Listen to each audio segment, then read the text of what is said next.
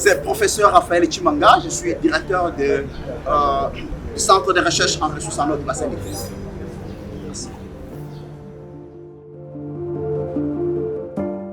Nous devons comprendre, nous devons connaître le bassin du Congo. C'est quoi? Le bassin du Congo, c'est une entité physique unique sur l'espace géographique de l'Afrique centrale où nous avons des actions et des rétroactions. Et c'est que nous devons avoir une approche holistique à la gestion de cette entité.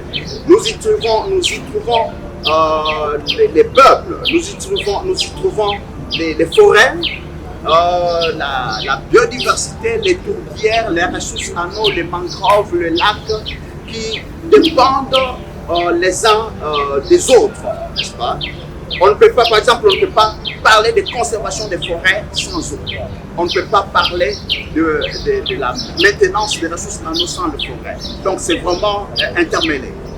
Alors, quelle est l'approche que nous avons à la gestion de ces ressources en eau, une approche holistique? C'est que nous devons privilégier l'information. Nous parlons de la sensibilisation, gestion durable des ressources en eau du bassin, des ressources naturelles du bassin du Congo. J'ai dit qu'on ne peut pas gérer ce qu'on ne connaît pas. Et là, nous voyons l'importance de l'information. Nous sensibilisons sur quoi? Sur ce que nous connaissons, sur la dynamique de ce que nous connaissons. Nous prenons par exemple le cas des 3 bassins forestiers tropicaux du monde. Nous avons les bassins de l'Amazonie, les bassins du Congo et les bassins de Bornéo-Mekong. Voilà. Quand nous comparons ces 3 bassins forestiers tropicaux, nous voyons qu'il y a une disparité criante en termes d'informations disponibles qui peuvent bien être utilisées pour orienter les stratégies de conservation et de développement. Alors, c'est que au niveau de l'Amazone, il y a eu des investissements, les gens ont travaillé pour pouvoir rendre disponibles ces informations. C'est ce qui doit être fait au niveau du bassin du Congo. Nous devons profiter des opportunités comme celles offertes par le conclave du bassin du Congo pour aborder ces questions. Nous voyons aussi la question de la coopération au niveau du bassin du Congo. Aujourd'hui, ce qui se passe par exemple au niveau de la République centrafricaine va avoir des implications sur la RDC puisque c'est un pays en aval. Ce qui se passe au niveau de l'Angola va avoir des implications sur la RDC. S'il y a déforestation au niveau du Cameroun, on va avoir des implications sur la République démocratique du Congo ou bien la République du Congo qui sont 2 pays en aval. Comment est-ce que nous pouvons avoir une approche holistique à la coopération pour préserver, contribuer aux pratiques de gestion durable des ressources naturelles du bassin du Congo en amont, aussi en aval, pour que ce qui se passe en aval ne puisse pas avoir des implications dans le pays, ce qui se passe en amont ne puisse pas avoir des implications dans le pays en aval.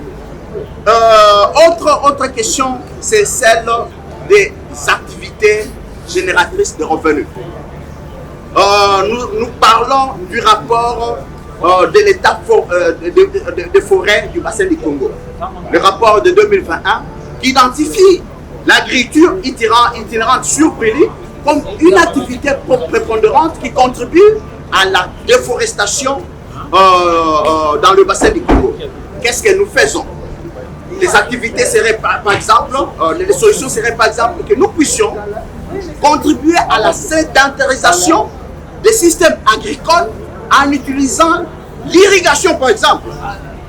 Nous parlons de la déforestation due aux activités de la recherche du bois énergie.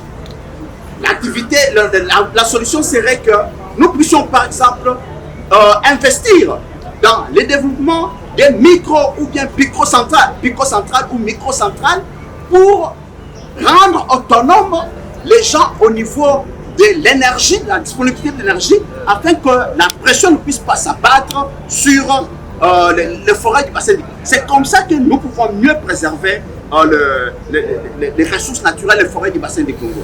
Voilà un peu ma réflexion, notre réflexion, mais nous appuyons ce qui s'est passé, vraiment vive félicitation aux organisateurs pour avoir donner l'occasion aux parties prenantes de la région, société civile, chercheurs et secteur privé, afin de venir s'exprimer et trouver des solutions pour orienter les stratégies de conservation, mais aussi de développement dans le bassin du Congo. Merci. Merci.